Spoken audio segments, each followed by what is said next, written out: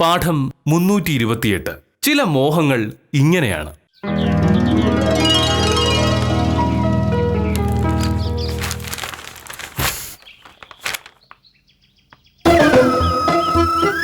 മോഹനേട്ടാ,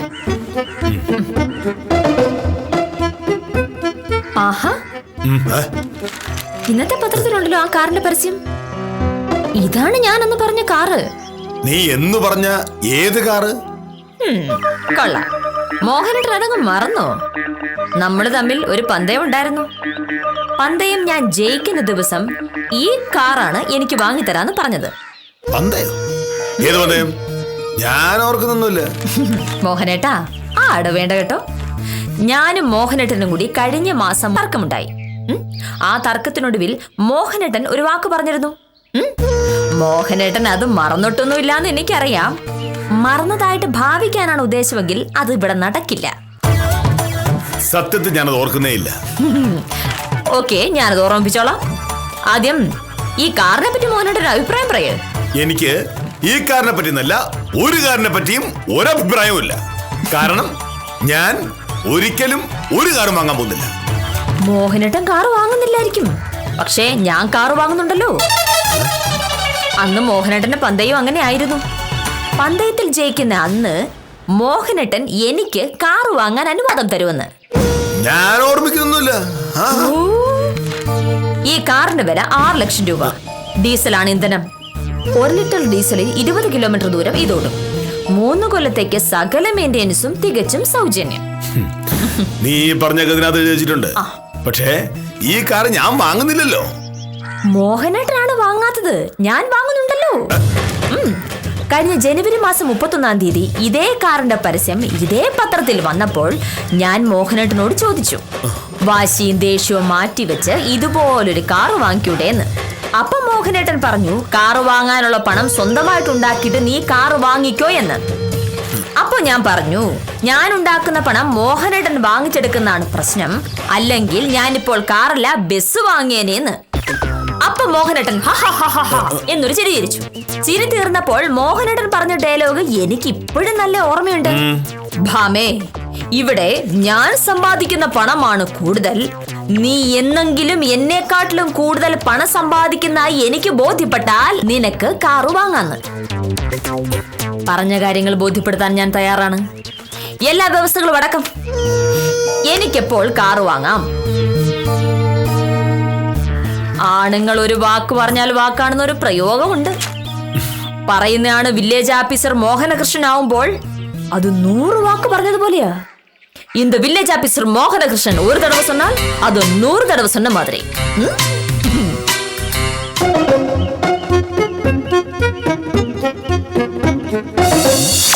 മോഹനേട്ടാ, ഞാനൊരു കാര്യം പറയുമ്പോൾ ഇങ്ങനെ ചാടി കടിക്കാൻ വരണ്ടേ?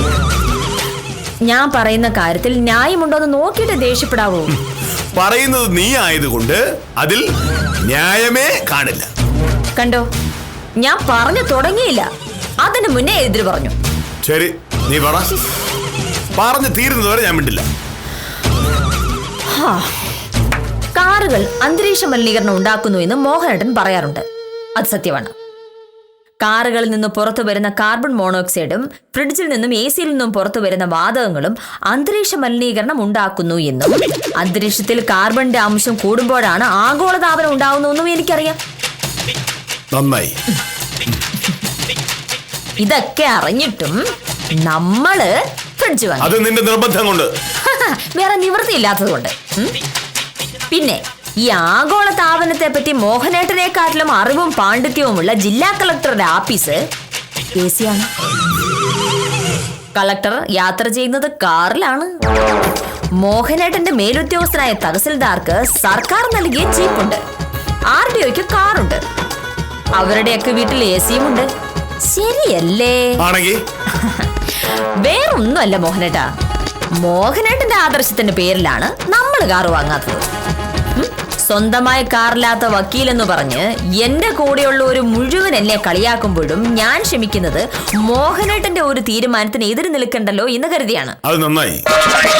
അത് അത്ര നന്നായതായിട്ട് എനിക്ക് തോന്നുന്നില്ല. ഇപ്പോ ഞാൻ കാറ് വാങ്ങാതിരിക്കുന്നത് എന്റെ കയ്യിൽ പൈസ ഇല്ലാത്തത് കൊണ്ടോ എനിക്ക് കാർ ഇഷ്ടമല്ലാത്തത് കൊണ്ടോ അല്ല. മോഹനേട്ടന്റെ ആദർശത്തിന്റെ പേരിൽ മാത്രമാണ്. മോഹനേട്ടന് പ്രമോഷൻ കിട്ടി തഹസിൽദാരായി കഴിയുമ്പോൾ മോഹനേട്ടൻ ഔദ്യോഗിക വാഹനം ഉപയോഗിക്കില്ലയോ? അല്ല, അതിപ്പോ എനിക്ക് പ്രൊമോഷൻ കിട്ടിയില്ലല്ലോ. ആ നമ്പർ ഇവിടെ വിൽക്കില്ല. മോഹനേട്ടന് പ്രമോഷൻ കിട്ടുന്ന ദിവസം മുതൽ മോഹനേട്ടൻ ആ ജീപ്പ് ഉപയോഗിച്ചു തുടങ്ങും. അവിടെ ആദർശമൊന്നും പറഞ്ഞിട്ട് കാര്യമില്ല, സർക്കാർ കാര്യമാണ്. ജീപ്പ് ഉപയോഗിച്ചേ പറ്റൂ. അത്യാവശ്യം വരുമ്പോ ഉപയോഗിക്കും. അപ്പൊ അതാണ് കാര്യം. മോഹനേട്ടന് മറ്റു വഴിയില്ലാതെ വരുമ്പോൾ അല്ലെങ്കിൽ അത്യാവശ്യം വരുമ്പോൾ ജീപ്പ് ഉപയോഗിക്കാം. അപ്പോൾ അതുവരെ മോഹനേട്ടന്റെ ആദർശത്തിന്റെ പേരിൽ കാർ ഉപയോഗിക്കാതിരുന്ന ഞാൻ ആരാകും? ചുരുക്കത്തിൽ ഇതൊക്കെ അവരവരുടെ സൗകര്യത്തിന് മാത്രമുള്ള ഒരു പരിപാടിയാണ്. അതുകൊണ്ട് ഞാൻ ഈ കാർ വാങ്ങാൻ തീരുമാനിച്ചു.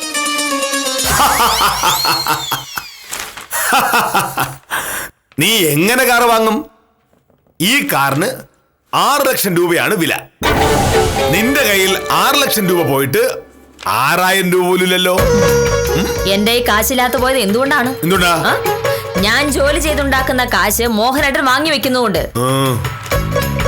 ഞാൻ സമ്പാദിക്കുന്ന പണം മുഴുവൻ എന്റെ കയ്യിൽ ഉണ്ടായിരുന്നെങ്കിൽ ഞാനിപ്പോ കാറില്ല, ബസ് വാങ്ങിയനെ. ബസ് കൊള്ളാം. ഒരു ബസ്സിന് എന്ത് വില വരുമെന്നോ നീ കരുതിയിരിക്കുന്നത്? 250 രൂപയോ? ഹമേ, നീ കേസ് ബാധിച്ച് എത്ര രൂപ സമ്പാദിച്ചിട്ടുണ്ടെന്നാണ് നീ കരുതിയിരിക്കുന്നത്? വളരെ കുറച്ച്, നിസ്സാര പണം. ഇവിടെ ആവശ്യമുള്ളതും ബാങ്കിലിട്ടിരിക്കുന്നതുമായ പണം മുഴുവൻ കെ മോഹനേട്ടൻ സമ്പാദിക്കുന്നതാണ്. ഞാൻ സമ്പാദിക്കുന്ന കാശ് കൊടുത്ത് കാറ് വാങ്ങാൻ പറ്റില്ല. വേണ്ട. അടുത്ത മാസം ആദ്യത്തെ 10 ദിവസം എടുക്കാം. 11-ാം തീയതി നമ്മൾ കണക്ക് കൂട്ടുന്നു. ആദ്യത്തെ 10 ദിവസം ആരാണ് കൂടുതൽ പണം ഉണ്ടാക്കിയത് എന്ന്. മോഹനേട്ടനാണ് കൂടുതൽ സമ്പാദിക്കുന്നതെങ്കിൽ ഞാൻ ഇനി കാറ് എന്നൊരു വാക്കുമിണ്ടില്ല. ഞാനാണ് കൂടുതൽ സമ്പാദിക്കുന്നതെങ്കിൽ 11-ാം തീയതി ഞാൻ കാർ വാങ്ങിയിരിക്കും. നിനക്ക് ഈ ജന്മത്ത് എന്റെ അത്ര പണം സമ്പാദിക്കാൻ പറ്റില്ല. നമുക്ക് നോക്കാം. കൂടുതൽ കാശ് കിട്ടുന്നത് എനിക്കാണെന്ന് മോഹനേട്ടന്റെ ബോധ്യപ്പെട്ടിട്ട് കാർ വാങ്ങിയാ മതി. പോരെ?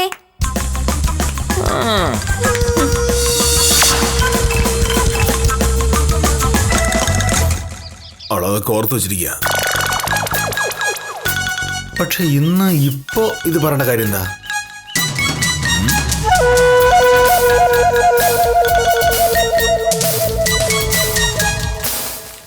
ഭാമേ, നീ ഇപ്പൊ പറഞ്ഞിട്ട് പോയതിന്റെ അർത്ഥം ശരിക്കും മനസ്സിലായില്ല. നമ്മൾ അന്ന് പന്തയം വെക്കുമ്പോ വ്യക്തമായ ചില വ്യവസ്ഥകൾ ഉണ്ടായിരുന്നു. അതിലേത് വ്യവസ്ഥയാണ് പാലിക്കപ്പെട്ടിട്ടുള്ളത്? ഞാൻ പറഞ്ഞുതരാം. കഴിഞ്ഞ 10 ദിവസത്തിനുള്ളിൽ കൂടുതൽ പണം സമ്പാദിക്കുന്നയാൾ പറയുന്നതായിരിക്കും നടക്കുക എന്ന് ഞാൻ പറഞ്ഞിരുന്നു. എന്റെ മോഹനേട്ടന്റെ വരുമാനം നോക്കാം. അല്ലാതിപ്പോ അയ്യോ, മോഹനേട്ടന്റെ വരുമാനം അങ്ങനെ നോക്കാനൊന്നുമില്ല. മാസശമ്പളത്തിന്റെ കൃത്യം 3-1 നോക്കിയാൽ മതിയല്ലോ. 30 ദിവസം കൊണ്ട് കിട്ടുന്നത് 24,300 രൂപ. അപ്പോൾ 10 ദിവസം കൊണ്ട് 8,100 രൂപ. സമ്മതിച്ചോ? ശരിയായിരിക്കും. അയ്യോ, ശരിയായിരിക്കുന്നല്ല, ശരിയാണ്. എനിക്ക് കിട്ടിയ പണത്തിന്റെ കണക്ക് എന്റെ ഡയറിയിലുണ്ട്. കാശ് എന്റെ കയ്യിലും. ഈ മാസം ഇതുവരെ എനിക്ക് കിട്ടിയ കാശ് മോഹനേട്ടനെ ഏൽപ്പിക്കാതിരുന്നത് മനഃപൂർവ്വമാണ്. കാശ് മോഹനേട്ടന്റെ കയ്യിൽ തന്നാൽ പിന്നെ അതിന് കണക്കില്ലല്ലോ. നിനക്ക് എത്ര രൂപ കിട്ടി? പറയാം. 1-ാം തീയതി 2-ാം തീയതിയും അവധിയായിരുന്നു. നന്നായി. 3-ാം തീയതി പുളിക്കിലെ തോമസ് കുട്ടിയുടെ സബ് കോടതിയിലെ കേസിന്റെ ഫീസ് 750 രൂപ. ഗാലക്സി കമ്പ്യൂട്ടേഴ്സിനെതിരെയുള്ള സെയിൽ ടാക്സ് കേസിൽ അവർക്ക് വേണ്ടി ഹാജരാകാൻ അഡ്വാൻസ് വാങ്ങിയത് 1000 രൂപ. ഹോട്ടൽ നടത്തുന്ന സുകുമാരനെതിരെയുള്ള ചെക്ക് കേസിൽ വക്കാലത്തൊപ്പിട്ടപ്പോൾ അഡ്വാൻസ് വാങ്ങിയത് 1000 രൂപ. മൊത്തം 2750 രൂപ. 4-ാം തീയതി രാജശേഖരൻ വധക്കേസിലെ 3ഉം 6ഉം 7ഉം പ്രതികളുടെ വക്കാലത്ത് വാങ്ങി. 3 പേരിൽ നിന്നും 1000 രൂപ വീതം അഡ്വാൻസ്. ആകെ വരുമാനം 3000 രൂപ. ഇനി 5-ാം തീയതി റോഡ് വികസനത്തിനായി സർക്കാർ ഏറ്റെടുത്ത ഭൂമിക്ക് നഷ്ടപരിഹാരം കിട്ടിയത് പോരെന്ന് പറഞ്ഞ് ബുക്ക് സ്റ്റാൾ നടത്തുന്ന വിജയൻ കൊടുത്ത കേസിൽ ഫീസിന്റെ അഡ്വാൻസ് 1500. KSRTC ബസ് ഇടിച്ച് സൈക്കിൾ യാത്രക്കാരൻ മരിച്ച കേസിൽ MACTയിലെ കേസിന്റെ അഡ്വാൻസ് 1250. മൊത്തം 2750. അപ്പൊ തന്നെ രൂപ 8500 ആയി. മോഹനകൃഷ്ണൻ സാറിന്റെ ശമ്പളത്തിനെ കടത്തിവിട്ടി കഴിഞ്ഞു. ഇനി 6-ാം തീയതിയും 7-ാം തീയതിയുമായി പലവിധ കേസുകളിലായി 3500 രൂപ വേറെ കിട്ടിയിട്ടുണ്ട്. എല്ലാം കൂടി ആദ്യത്തെ 10 ദിവസത്തെ എന്റെ വരുമാനം രൂപ 12000. സാറിത് കണ്ടോ? സംശയം ഉണ്ടെങ്കിൽ വില്ലേജ് ഓഫീസർക്ക് എണ്ണി നോക്കാം. ഈ 10 ദിവസം വില്ലേജ് ഓഫീസറുടെ വരുമാനം വെറും 8100 രൂപ. പന്തയത്തിൽ ഞാൻ ജയിച്ചിരിക്കുന്നു. നമ്മൾ തമ്മിലുള്ള വ്യവസ്ഥ പ്രകാരം എനിക്ക് ഇന്ന് കാറ് വാങ്ങാം. മോഹനേട്ടാ, നാട്ടിലെ എണ്ണം പറഞ്ഞ വക്കീലായ സത്യഭാമയ്ക്ക് ഈ 12000 രൂപ എന്ന് പറഞ്ഞാൽ പുല്ലാണ്. എണ്ണിച്ചുട്ട അപ്പം പോലെ കിട്ടുന്ന സർക്കാർ ശമ്പളം എന്ന ഒറ്റ വരുമാനം മാത്രമുള്ള വില്ലേജ് ഓഫീസർ ഞങ്ങളെ പോലുള്ള പ്രൊഫഷണലുകളോട് മത്സരിക്കാൻ വരരുത്.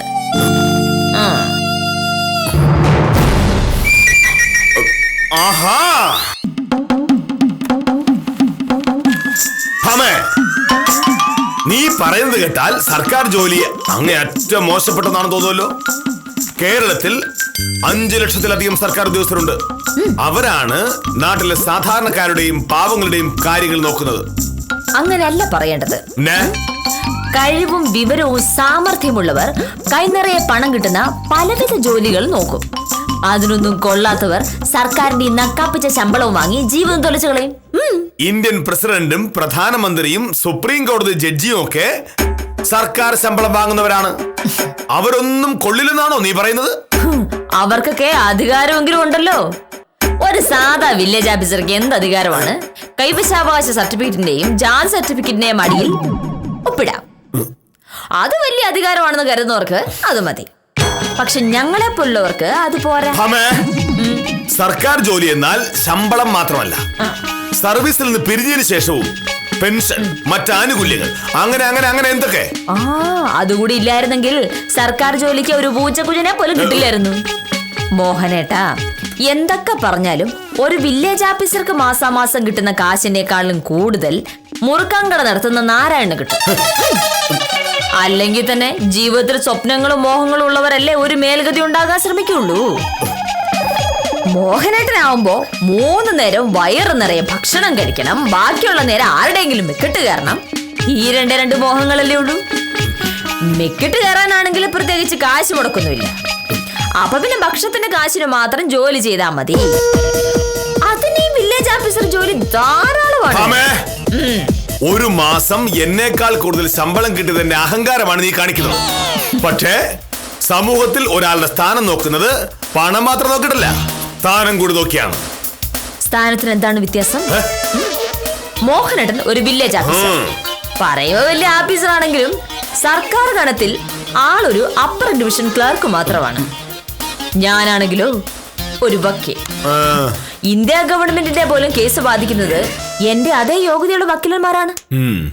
അപ്പൊ ആർക്കാണ് വലിയ സ്ഥാനം? സ്ഥാനം അളക്കേണ്ടത് അങ്ങനെയല്ല. നമ്മുടെ നാട്ടിൽ 900 വക്കീലന്മാരുണ്ട്. പക്ഷേ ഒരൊറ്റ വില്ലേജ് ഓഫീസറേ ഉള്ളൂ. ഒരു വക്കീലിനെ കണ്ടിട്ട് സാധിക്കാത്തത് വേറൊരു വക്കീലിനെ കണ്ട സാധിക്കും. പക്ഷേ ഒരു വില്ലേജ് ഓഫീസറെ കണ്ടിട്ട് സാധിക്കാത്തത് വേറൊരു വില്ലേജ് ഓഫീസറെ കണ്ട നടക്കോ? ഇല്ല. മോഹനേട്ടൻ ഇനി എന്തെല്ലാം പറഞ്ഞാലും പന്തയത്തിൽ മോഹനേട്ടൻ തോറ്റു. ഈ വീട്ടിലെ കൂടുതൽ പണം സമ്പാദിക്കുന്ന അംഗമെന്ന നിലയിൽ ഞാനാണ് ഗൃഹനാഥ എന്ന് വേണമെങ്കിൽ പറയാം. പോട്ടെ, ഞാനത് പറയുന്നില്ല. അതെന്റെ മര്യാദ കൊണ്ട്. എനിക്കിപ്പോ വേറൊന്നും നടക്കണമെന്നില്ല.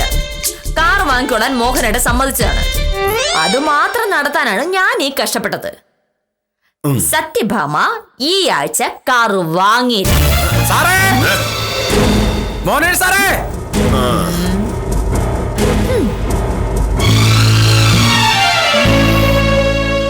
നമസ്കാരമുണ്ട് സാർ. നമസ്കാരം. ആ പുഷ്കരന്റെ വരുമാന സർട്ടിഫിക്കറ്റിന്റെ കാര്യം ഒന്ന് ഓർമ്മിപ്പിക്കാൻ വേണ്ടി വന്നതാണ്. പുഷ്കരന്റെ വരുമാന സർട്ടിഫിക്കറ്റ് അവിടെ നിൽക്കട്ടെ. ഉത്തമന്റെ മാസ വരുമാനം എത്രയാണ്? അതിപ്പോ നമുക്കങ്ങനെ സ്ഥിരമായിട്ടുള്ള വരുമാനമൊന്നും ഇല്ലല്ലോ സാറേ. ഓരോ മാസവും ഓരോ രീതിയിലായിരിക്കും. സമ്മതിച്ചു. ഏതെങ്കിലും ഒരു മാസം ഉത്തമന് എന്നേക്കാൾ കൂടുതൽ വരുമാനം ഉണ്ടായിരുന്നിരിക്കട്ടെ. അതോടെ ഉത്തമൻ എന്നേക്കാൾ വലിയ ആളാകുമോ? അയ്യോ, അതെന്തോ ചോദ്യം സാറേ. ആ, എനിക്ക് മാസം 1 ലക്ഷം രൂപ വരുമാനം ഉണ്ടായാലും ഞാൻ വേറെ ഉത്തമൻ. Sir Kanthalloor village officer K Mohanakrishnan. അത് മാറൂ? അത് മാറില്ല. അത് ഭാമിക്കൊന്ന് പറഞ്ഞു കൊടുക്കുക. എന്താണ് വക്കീലെ പ്രശ്നം? ഒന്നുമില്ല ഉത്തമ. എനിക്ക് മോഹനേട്ടനെക്കാട്ടിലും വരുമാനം ഉണ്ടാകുന്ന ദിവസം കാറ് വാങ്ങാൻ അനുവാദം തരാമെന്ന് മോഹനേട്ടൻ പറഞ്ഞിരുന്നു. കഴിഞ്ഞ 10 ദിവസം കൊണ്ട് ഞാൻ മോഹനേട്ടനെ കടത്തിവിട്ടി. ഇപ്പോൾ കാർ വാങ്ങാതിരിക്കാനായി ഓരോരോ അടവുകളായിട്ട് പറഞ്ഞിരിക്കുകയാണ്. കഴിഞ്ഞ 10 ദിവസം കൊണ്ട് ഞാൻ 8100 രൂപയും ഇവൾ 12000 രൂപയും സമ്പാദിച്ചു. അതുകൊണ്ട് ഇവൾ എന്നേക്കാൾ കേമിയാണെന്നാണ് ഇപ്പൊ പറയുന്നത്. പക്ഷേ 6 ലക്ഷം രൂപ വിലയുള്ള കാറ് 12000 രൂപ കൊടുത്ത് ഇവൾ എങ്ങനെ വാങ്ങുമെന്ന എനിക്ക് മനസ്സിലാവാത്തത്.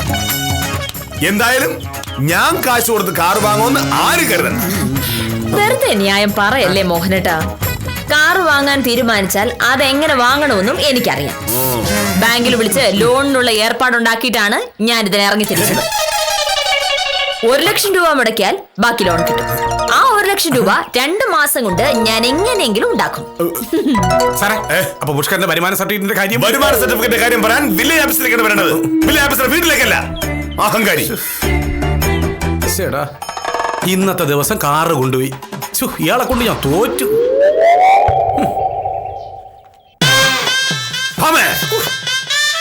നീ കാർ വാങ്ങാൻ പറ്റില്ല. അതെന്ത് ന്യായമാണ്? മോഹനേട്ടനെക്കാട്ടിലും കൂടുതൽ പണം ഉണ്ടാക്കുന്ന ദിവസം കാറ് വാങ്ങിക്കൊള്ളാൻ മോഹനേട്ടൻ പറഞ്ഞതാണ്. ഞാനെന്തായാലും കാറ് വാങ്ങും. ജീവിതത്തിൽ ഒരിക്കലും ലോൺ എടുക്കില്ല എന്ന് ഞാൻ പണ്ടേ തീരുമാനിച്ചിട്ടുള്ളതാണ്. അതിന് ലോൺ എടുത്ത് കാറ് വാങ്ങുന്നത് വില്ലേജ് ഓഫീസർ മോഹനകൃഷ്ണൻ അല്ലല്ലോ, അഡ്വക്കേറ്റ് സത്യഭാമയല്ലേ. എനിക്കാവുമ്പോൾ ലോൺ എടുക്കില്ല എന്ന വ്രതവുമില്ല. പക്ഷേ നീ എന്റെ ഭാര്യയാണ്. ഞാൻ ജീവിതത്തിൽ ഒരു തീരുമാനം എടുക്കുമ്പോ അത് നീയും അനുസരിക്കണം. അങ്ങനെ അനുസരിക്കണമെങ്കിൽ തീരുമാനം എടുക്കുന്നതിന് മുന്നേ എന്നോടും കൂടെ ചോദിക്കണമായിരുന്നു. മോഹനേട്ടാ, വെറുതെ ഇങ്ങനെ ഒച്ച വെച്ചിട്ട് ഒരു കാര്യമില്ല. ഇനിയിപ്പോ ഞാൻ ലോൺ എടുത്ത് കാറ് വാങ്ങണ്ട എന്നുണ്ടെങ്കിൽ മോഹനയുടെ മുന്നിൽ ഒറ്റ വഴിയുള്ളൂ. ഏത് വഴി? ലോൺ എടുക്കാതെ കാറ് വാങ്ങാനുള്ള കാശ് മോഹനയുടെ അക്കൗണ്ടിലുണ്ടല്ലോ, അതിങ്ങെടുത്ത് തന്നാ മതി. നടക്കില്ല. ലോൺ എടുക്കൽ മാത്രമല്ലല്ലോ പ്രശ്നം, കാറ് വാങ്ങാനും പറ്റില്ല. കാറ് വാങ്ങുമെന്ന് പറഞ്ഞിട്ടുണ്ടെങ്കിൽ അത് വാങ്ങും. ഞാൻ അനുസരണക്കേട് കാണിക്കുകയൊന്നുമല്ലല്ലോ. പന്തയം ജയിച്ചാൽ കാറ് വാങ്ങിക്കൊള്ളാൻ മോഹനേട്ടൻ പറഞ്ഞതാണ്. സത്യഭാമ ഈ ആഴ്ച തന്നെ car വാങ്ങിയിരിക്കും.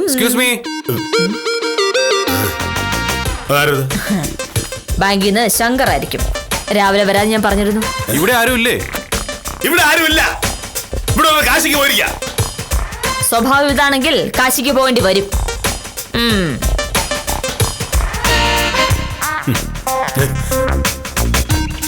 Good morning madam. Good morning.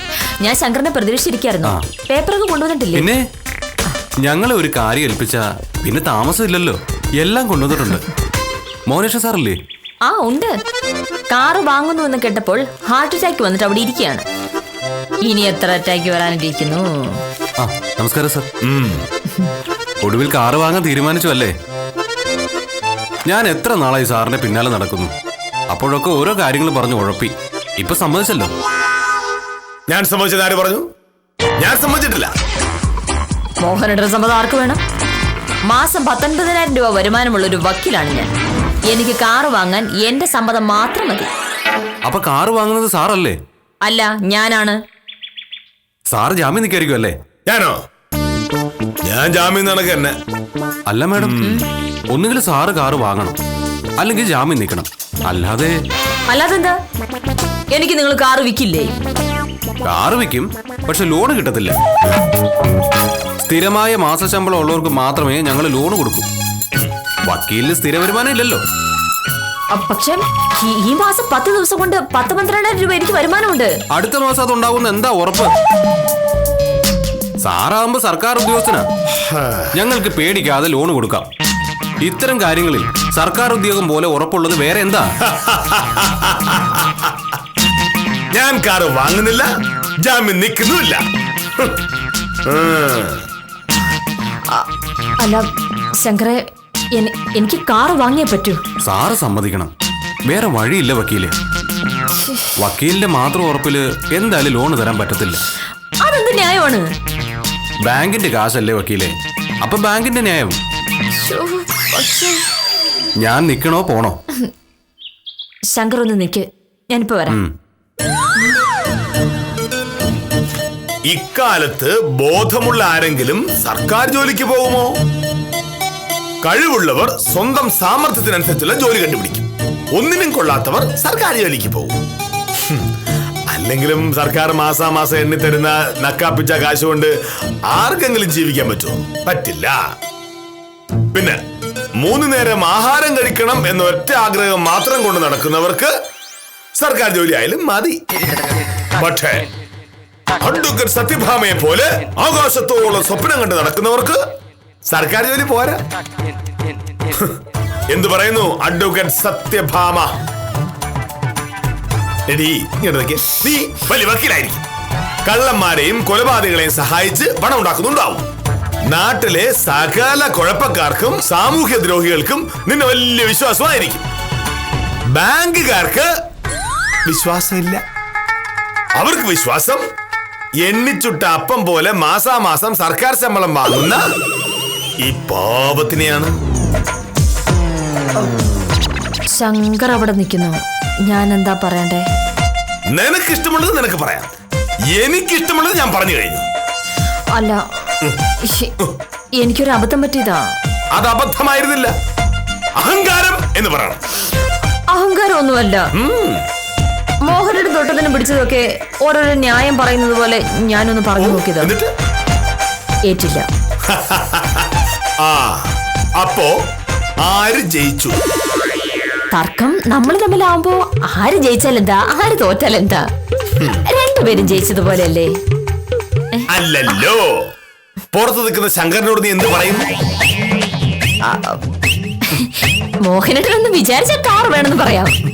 ഞാൻ വിചാരിക്കില്ല. എന്നാ പിന്നെ കാർ വേണ്ടെന്ന് പറയാം. അതായിരിക്കും നല്ലത്.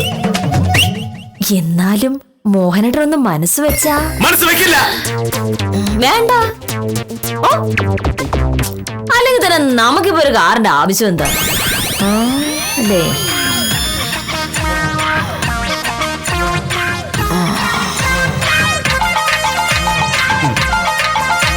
സർക്കാർ ഉദ്യോഗം കേമപ്പെട്ടതാണോ അല്ലയോ എന്നതല്ല ഇവിടത്തെ പ്രശ്നം.